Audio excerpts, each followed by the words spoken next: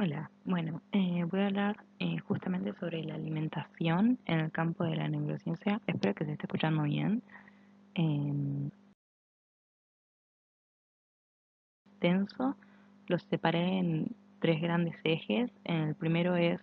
la neurociencia y que es muy a grandes rasgos porque es un tema muy amplio y muy abarcativo justamente. Entonces, para no hacerlo tan extenso, voy a tratar de resumirlo lo más criollo, por así decirlo, que se pueda. Después lo voy a separar en la alimentación, porque justamente la alimentación es importante, y en los alimentos y la categoría en la que se separa cada uno. Bueno, en primer lugar, la neurociencia justamente es el estudio de todo el sistema nervioso central y periférico, estudia su estructura, función, bioquímica, entre muchas otras cosas.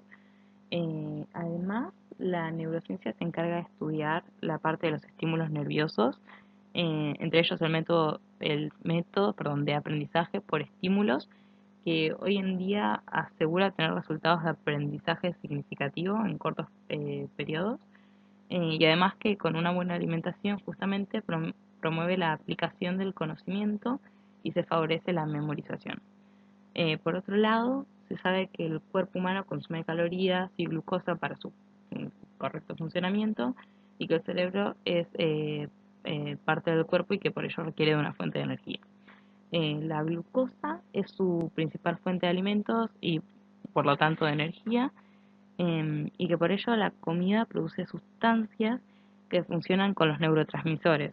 que son los responsables de la transmisión de información a lo largo del sistema nervioso o también para la recepción de nueva información. Existen alrededor de 50 neurotransmisores diferentes que con cada alimento que produce alguna sustancia bioquímica produce alguna reacción. Para ejemplificar esto, por ejemplo, los lácteos, los huevos, los pescados, las carnes, legumbres, frutos secos y algunas frutas como la banana, la piña y la palta, que no sé si es una fruta, aportan triptofano, que es una sustancia que es muy necesaria justamente para sintetizar un neurotransmisor que se llama serotonina, cuyas funciones están relacionadas directamente a las emociones, la depresión, la temperatura corporal, así como el hambre y el sueño. Un dato curioso aparte de esto es que básicamente las funciones cognitivas están constituidas por procesos mentales que intervienen en la adquisición del conocimiento y la integración de dichos procesos en el aspecto consciente de las emociones que influyen en el estado del ánimo. Justamente la evolución y la complejidad de estas funciones solo puede mejorar gracias a la neuroplasticidad, que es básicamente la capacidad que conservan nuestras neuronas de establecer nuevos circuitos neuronales para activar más y diferentes áreas de nuestro cerebro y así poder ser capaces de realizar acciones de mayor complejidad. Y es algo esencial a la hora de procesos de aprendizaje y creatividad. Todo esto era para aclarar justamente que el tracto gastrointestinal es el órgano con más terminaciones nerviosas después del cerebro y es el responsable de producir justamente la mayor cantidad de serotonina en nuestro organismo, que la conocemos más como la hormona de la felicidad. Y el dato curioso a lo que quería ir era que justamente es la razón de que es el blanco, por así decirlo, de la mayoría de los tratamientos antidepresivos, porque, bueno, esta y otras hormonas, además, que son liberadas en el intestino, pueden entrar en contacto con el cerebro directamente, influyendo así en su función cognitiva. Sin ponernos en muchos detalles, que es a lo que quiero ir también con el video, es que al nosotros comprender la base molecular de los efectos de los alimentos sobre el sistema nervioso, podemos manipular nuestra alimentación con el fin de potenciar algunas funciones del sistema nervioso central. Por otro lado, tenemos a la alimentación. Quiero centrar mucho en este momento sobre este punto porque lo voy a retomar mucho más adelante, pero básicamente se sabe que, o sea, si bien alimentarnos genera múltiples reacciones neuroquímicas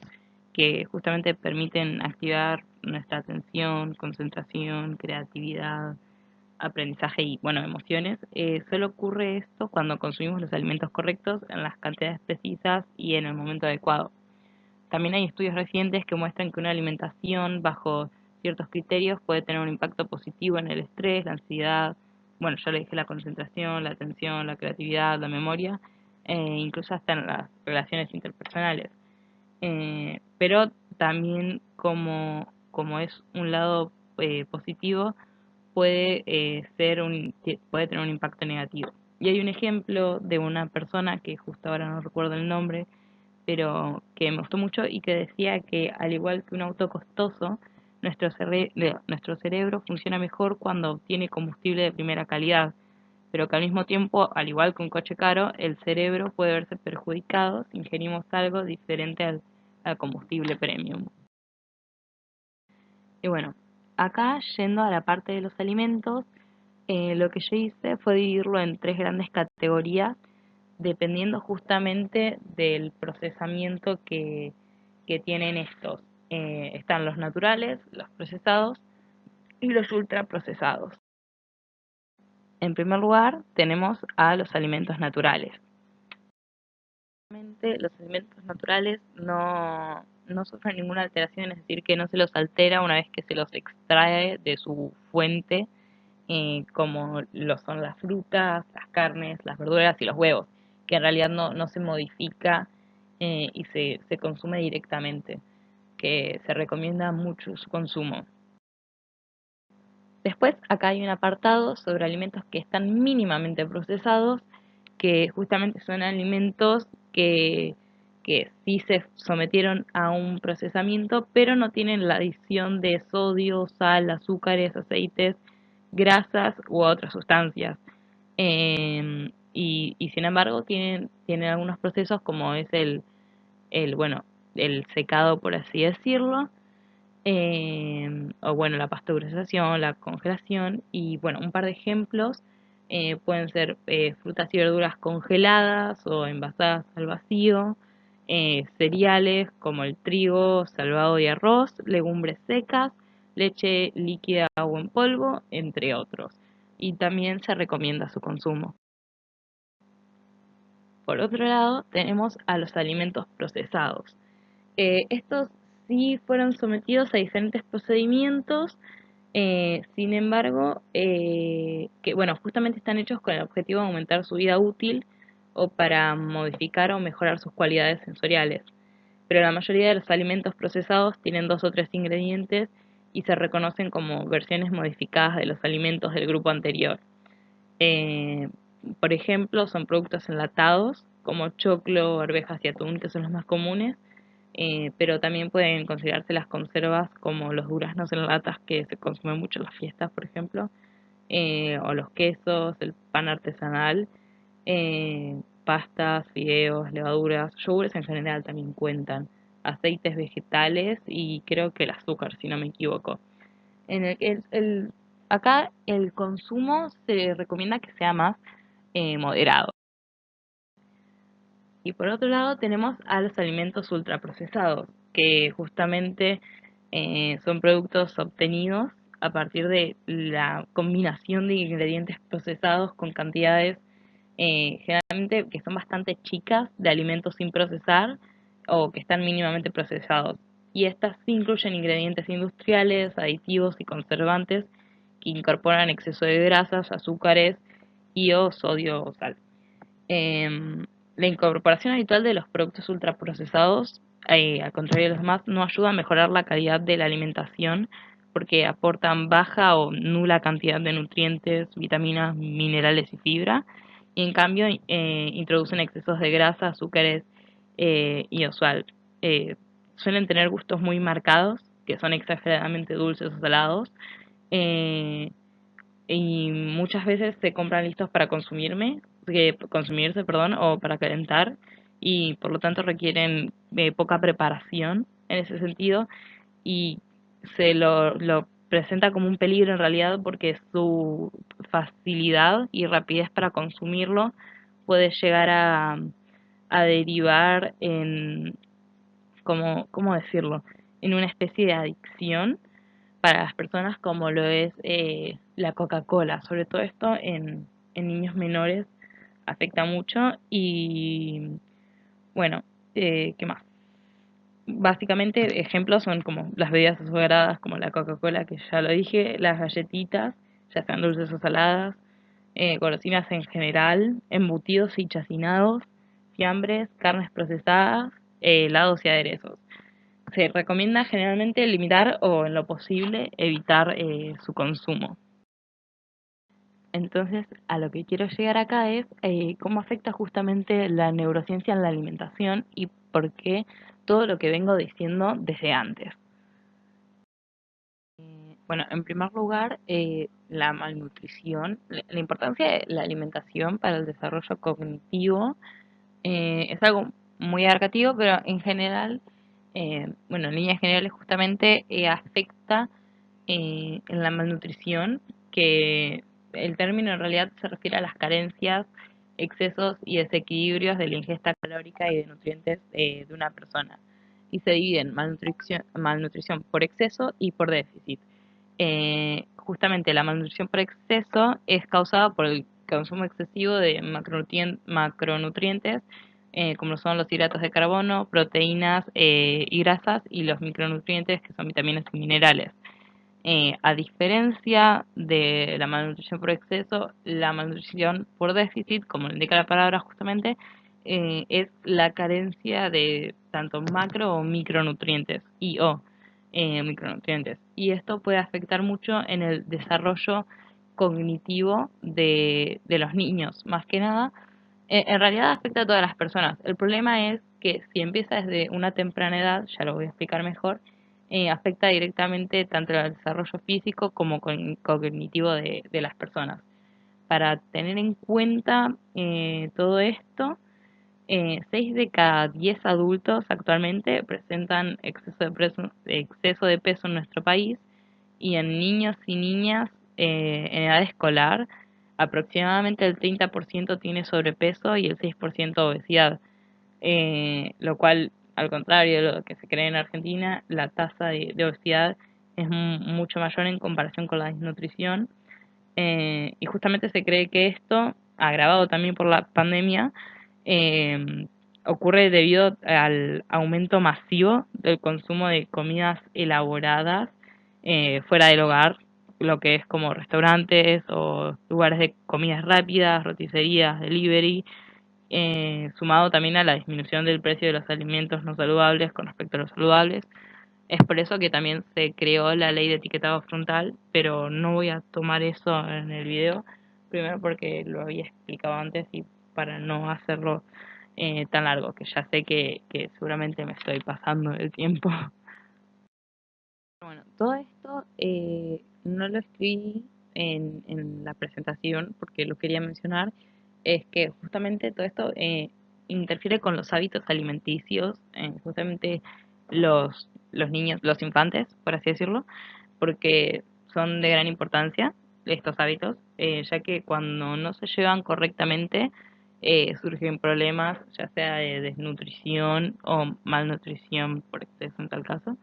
y que la influencia de la alimentación en un niño es de gran potencial para su desarrollo tanto físico y mental, ya que, bueno, por ejemplo, una alimentación saludable y responsable genera varios beneficios, entre los cuales están la obtención de un aprendizaje adecuado y un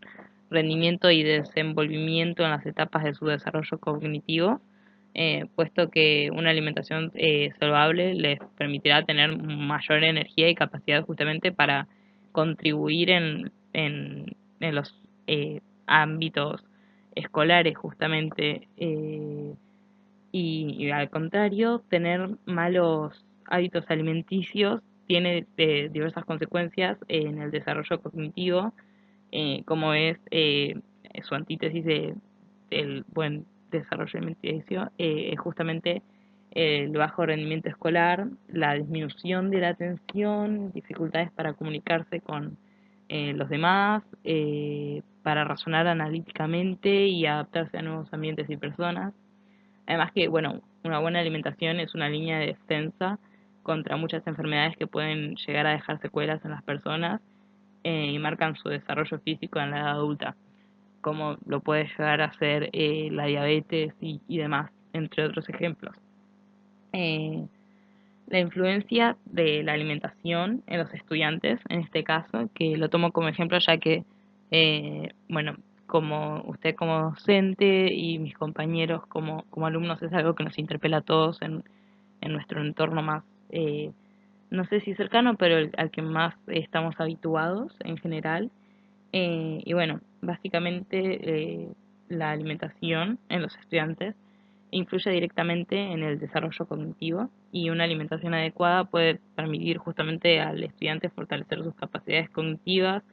como lo es, bueno, el procesamiento de la información, la atención, la perfección, la memoria, la resolución de problemas y, bueno, justamente la comprensión durante los procesos de enseñanza-aprendizaje. También se debe empezar a fortalecer los hábitos alimenticios y en este proceso los factores educativos, tanto en el contexto educativo y familiar, teniendo un papel fundamental en en el aprendizaje cognitivo, es importante también mencionar que una malnutrición en estas etapas genera daños que retrasan justamente el desarrollo psicomotor y el rendimiento escolar o intelectual del niño, ¿no? Em, pero bueno, teniendo todo esto una gran influencia en la salud, en el desarrollo y bueno, los aspectos psicológicos y cognitivos, la calidad de la alimentación, su cantidad y su omisión también tiene una gran influencia justamente en los aspectos, perdón, y en la atención de las actividades escolares en este caso que planteo. Los síntomas que se pueden generar por una mala alimentación son bajos al desarrollo cognitivo en los infantes, que pueden ser cardiovasculares, alteraciones psicológicas, motrices, de socialización y cognitivos. Estos síntomas pueden generar también un agotamiento de energía y algunas veces los pueden incapacitar para realizar otras actividades. Pues bueno, las consecuencias en el desarrollo cognitivo por todo esto se ven afectadas en operaciones con cantidades, seriación, soluciones de problemas, percepción y experiencias del aprendizaje, ya que bueno, los malos hábitos alimenticios conllevan a enfermedades que antes se observaban en los adultos y que actualmente también se los consideran de alto riesgo, especialmente en la niñez. Y bueno, depende también la cultura de los países, ya ahí me estoy llevándolo a un tema mucho más sociológico, y por ahí cómo se da en los entornos familiares toda esta información que por ahí se omite, afecta también, ¿no? Justamente a el desarrollo de los niños. Bueno, la buena alimentación es una parte fundamental para los procesos de aprendizaje según la neurociencia, porque bueno, al momento de ingerir alimento, la energía que se obtiene de estos se dispersa en el cuerpo y los órganos pueden comenzar a trabajar de manera óptima. El cerebro también por su parte tiene una de las responsabilidades más grandes para el aprendizaje, que es justamente la retención de información y la memoria a largo o corto plazo. Una alimentación no adecuada, por el contrario, puede producir consecuencias específicas al carecer de los nutrientes que se pueden manifestar como apatía, desgana, irritabilidad, nerviosismo, cansancio, falta de atención, fallos de memoria, de concentración e incluso depresión. Esto es producto de la falta de hormonas o neurotransmisores, por ejemplo, y todo esto se relaciona con lo que dije al principio del video. Bueno, la falta de sueño es directamente proporcional a una mala alimentación y como varias hormonas se sintetizan durante el descanso, las repercusiones se ven casi al momento, lo que lleva cada comida tiene un efecto directo en la bioquímica del cuerpo, es decir, que cada alimento tiene funciones distintas dentro de la producción de sustancias del mismo. Y todo esto lo quería relacionar justamente con la alimentación emocional, que le puse de nombre porque no sabía bien cómo ejemplificarlo, pero básicamente los circuitos neuronales entre nuestro cerebro justamente y el sistema digestivo, que participan en esto del comportamiento alimentario coordinan los centros cerebrales que modulan el equilibrio energético y la función cognitiva y los efectos de la alimentación sobre la cognición y las emociones comienzan incluso mucho antes de la ingesta de los alimentos. Un ejemplo de estos es el recuerdo de la experiencia sensorial, visual, olfativa y gustativa, que influyen sobre sobre nuestro estado emocional, perdón. Que, o sea, para ejemplificarlo, se nos puede antojar comer algo en específico tras estar en contacto con un recuerdo, placentero, ¿no? Vale aclarar, y puede ser sobre una situación, lugar o sabor específico. Es decir, o sea, primero percibimos la sensación de hambre desencadenada por un estómago vacío, señal que viaja a través del nervio vago y provoca la liberación de la hormona grelina, por lo que tengo entendido, que además de producir hambre, se ha demostrado cómo estimula la plasticidad sináptica, que es la neuroplasticidad, en las áreas relacionadas con el aprendizaje. Lo cual es muy loco porque básicamente es como que nos da hambre no solo de comer, sino de aprender. Pero lo quería relacionar justamente con el tema de las emociones, justamente de que, nada, por ahí